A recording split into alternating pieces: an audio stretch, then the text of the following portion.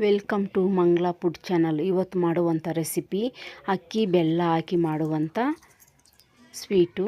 ಬೆಲ್ಲ, ತುರಿದಿರೋಂಥ ಕಾಯಿ, ಗೋಡಂಬಿ, ಯಾಲಕ್ಕಿ, ಬಾದಾಮಿ, ಒಂದು ಜಾರ್ ತಗೊಂಡು ನೆನೆಸಿಕ್ಕಿರೋಂಥ ಅಕ್ಕಿ ಹಾಕ್ಕೊಂಡು ಅದ್ರ ಜೊತೆಯಲ್ಲೇ ಕಾಯಿ ತುರಿ ಹಾಕ್ಕೊಂಡು ನುಣ್ಣಗೆ ರುಬ್ಕೊಳೋಣ.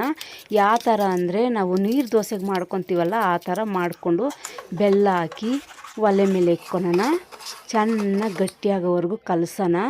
ಇವಾಗ ಗೋಡಂಬಿ, ಯಾಲಕ್ಕಿ ಎಲ್ಲ ಪುಡಿ ಮಾಡ್ಕೊಂಡು ಇಟ್ಕೊಂಡಿರೋದಂತ ಅದನ್ನು ಸೇರಿಸಿ ತುಪ್ಪ ಹಾಕೋಣ. ಒಂದು 4 ಸ್ಪೂನ್ ಆಗೋಷ್ಟು ತುಪ್ಪ ಹಾಕ್ಕೊಂಡು ಚೆನ್ನಾಗಿ ಕಲಸೋಣ.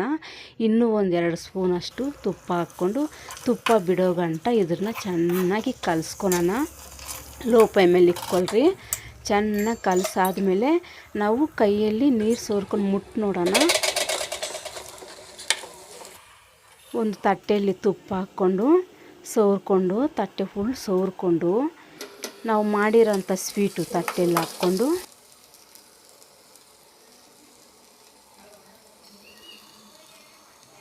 ಕೈಗೆ ಅಂಟ್ಕೊತಾ ಇಲ್ಲ.